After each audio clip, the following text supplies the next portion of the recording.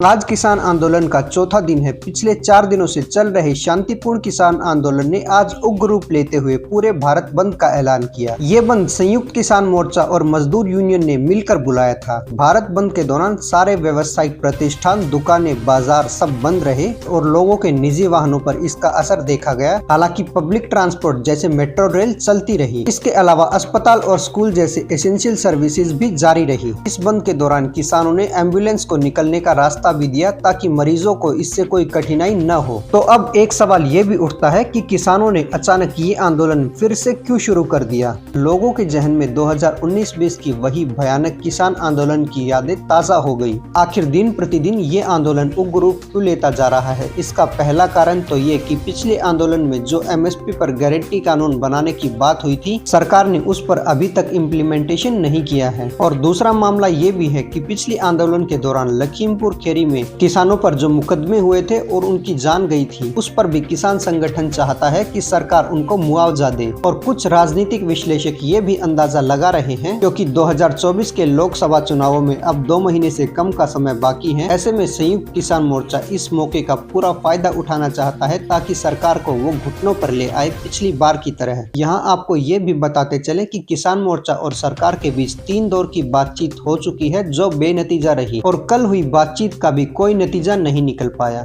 अब देखना ये होगा कि कहीं किसान आंदोलन पिछली बार की तरह उग्र और भयानक रूप तो नहीं ले लेगा। किसान आंदोलन पर आप हमारी ये रिपोर्ट जरूर देखिए। अब मैं आपके सामने उस बात का खुलासा करने वाला हूँ कि ये किसान आंदोलन एक बार फिर से क्यों शुरू हुआ है, वो भी लोकसभा चुनावों से सिर्फ 2 महीने पहले। इस किसान आंदोलन के पीछे 2 कहानी है। पहली तो वो जो किसान मांग कर रहे हैं और दूसरी जो पर्दे के पीछे की कहानी है, जो बाद में मैं आपको बताऊंगा।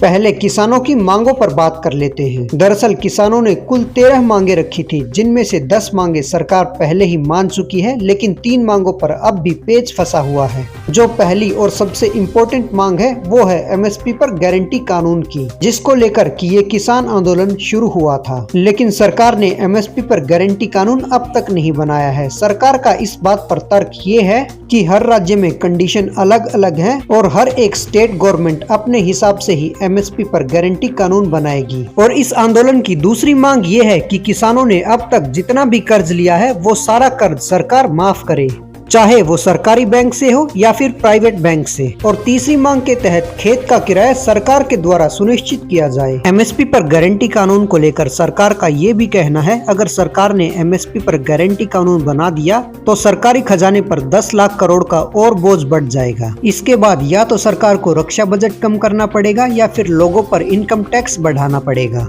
और दोनों ही हालातों में नुकसान देश और जनता का ही है। अब इन मांगों के दूसरे पहलू की बात कर लेते हैं। कुछ राजनीतिक विश्लेषक ये भी अंदाजा लगा रहे हैं कि विपक्ष ने किसान नेताओं के साथ मिलकर 2024 के चुनाव को देखते हुए बीजेपी को हराने के लिए ये एक स्ट्रेटेजी बनाई है। ये तो आप देख ही रहे हैं कि विपक्ष बिखरा हुआ है। इंडी अलायंस जो बना था मोदी को हराने के लिए, वो टूटकर चकनाचूर हो चुका है। तो ऐसे में विपक्ष को और कोई हथियार नजर नहीं आ रहा। लेकिन किसान आंदोलन के साथ हर एक आदमी जुड़ा हुआ महसूस करता है और इस रणनीति को अपनाकर मोदी और बीजेपी को घेरा जा सकता है। हालांकि ये तो राजनीतिक विश्लेषकों के द्वारा अंदाजा या फिर यूं कहें कयास लगाए जा रहे हैं, जो सच भी हो सकते हैं और झूठ भी। हालांकि किसान नेताओं को एक बात तो समझनी चाहिए कि वो जिस तरह से प्रदर्शन कर रहे हैं, आम लोगों के जनजीवन पर इसका बुरा प्रभाव पड़ रहा है। रेल और सड़क मार्ग दोनों ही बाधित हैं। इस आंदोलन के कारण ही मरीज समय पर अस्पताल नहीं पहुंच पा रहे हैं और एक राज्य से दूसरे राज्य में आने वाले फल और सब्जियों की सप्लाई भी बाधित हुई है।